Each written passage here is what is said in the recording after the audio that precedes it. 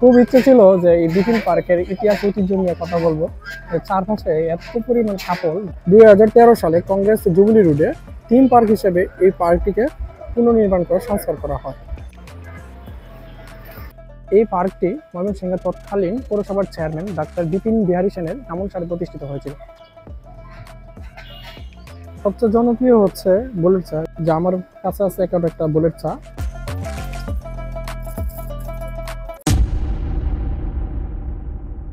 Hello viewers, আসসালামু আলাইকুম।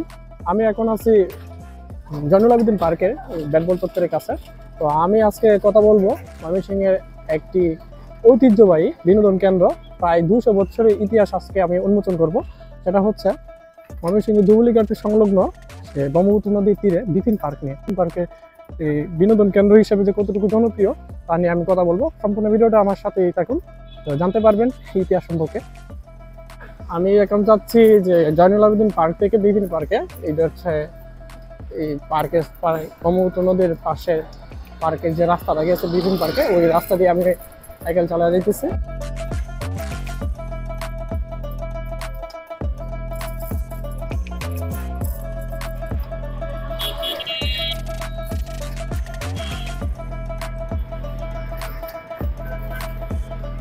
বিপিন পার্কের প্রবেশ মুখে ঢুকতেই দেখা যায় যে 3টি কোরাল মাছ এবং ঝর্ণা, যা পার্কের সৌন্দর্য আরো বাড়িয়ে তোলে।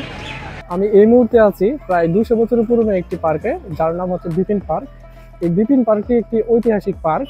কারণ হচ্ছে এই 1947 সালের ডিসেম্বরে রাষ্ট্রভাষা বাংলার দাবিতে একটি ছাত্রসভা হয়, এবং যা 1952 সাল পর্যন্ত কয়েকটি দফায় এখানে ছাত্রসভা অনুষ্ঠিত হয়ে থাকে, যা ইতিহাসের সাথে সম্পৃক্ত। পরবর্তীতে ভাষা আন্দোলন ছাড়াও পাকিস্তান বিরোধী বিভিন্ন আন্দোলনে এই সভা সমাবেশ এই বিপিন পার্কে অনুষ্ঠিত হতো, যা একটি ঐতিহাসিক পার্ক হিসেবে প্রতিষ্ঠিত হয় এই বিপিন পার্ক। 2013 সালে কংগ্রেস জুবিলি রোডে থিম পার্ক হিসেবে এই পার্কটিকে পুনর্নির্মাণ করে সংস্কার করা হয়। থিম পার্ক হিসেবে সংস্কার করার পর এই পার্কটিকে অনেক কিছু সংযোজন করা হয়। শিশুদের এই স্লিপার থেকে শুরু করে দোলনা এবং যাবতীয় কৃষ্টিনন্দন অনেক কাজ করা হয় এই পার্কটিকে, যা অনেক কিছু সাক্ষী হয়ে থাকে। এই পার্কটি ময়মনসিংহের তৎকালীন পৌরসভার চেয়ারম্যান ডাক্তার বিপিন বিহারী সেনের আমলসালে প্রতিষ্ঠিত হয়েছিল।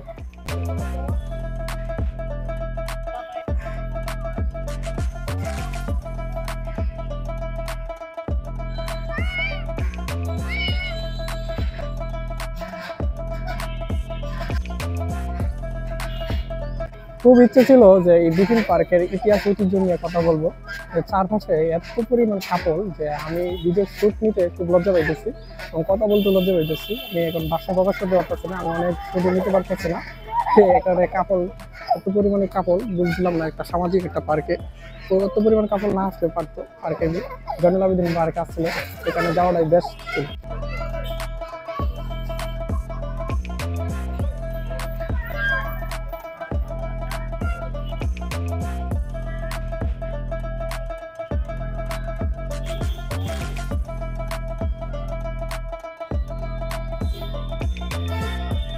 বিপিন পার্কে একটা বানর দেখা যায়, সবাই দেখতেছে বানরটা, এই যে গাছে। ওয়াও! বিপিন পার্কের মূল আকর্ষণ হচ্ছে এখানকার চা। সবচেয়ে জনপ্রিয় হচ্ছে বুলেট চা। এই বুলেট চা এই বিপিন পার্কের ঐতিহ্যের সাথে জড়িত। এই পার্কের মূল আকর্ষণ হচ্ছে বুলেট চা, আর আমি একটি বুলেট চা অর্ডার করবো, আমি রিভিউ দিব। মামার কাছে আমি একটা বুলেট চা অর্ডার করছি, তো মামা আমার জন্য একটা বুলেট চা বানাইতেছে।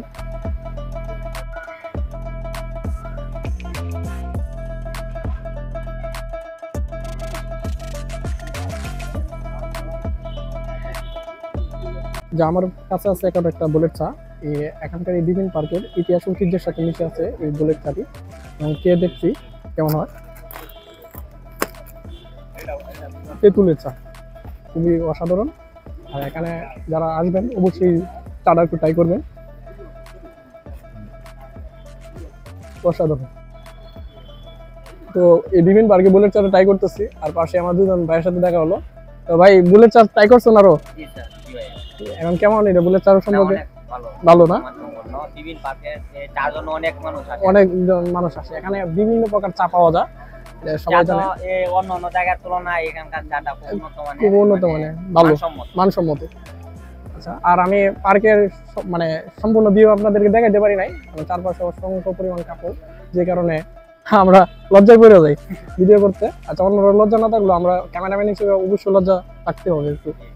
হ্যাঁ, আর অবশ্যই যারা এখানে বিভিন্ন পার্কে আসবেন তাই এই বুলেট ছাড়া একটু ট্রাই করবেন, আর অন্যান্য ছাও আছে বিভিন্ন প্রকার। আর এই ভিডিওটা যারা শেষ পর্যন্ত দেখছেন সবাইকে অসংখ্য ধন্যবাদ। আশা করি এই পার্কে আসলে নিরাশ হবেন না, অনেক ইতিহাস সম্পর্কে জানতে পারবেন। আর আমার ভিডিও এরকম আরো ভিডিও পেতে আমাকে ফলো করবেন, সাথে থাকবেন, এবং নেক্সট কোন ভিডিও করা যায়, কোন জায়গায় নিয়ে রিভিউ করা যায় ভিডিও, আপনারা আমাকে সাজেস্ট করবেন। ধন্যবাদ। আসসালামু আলাইকুম।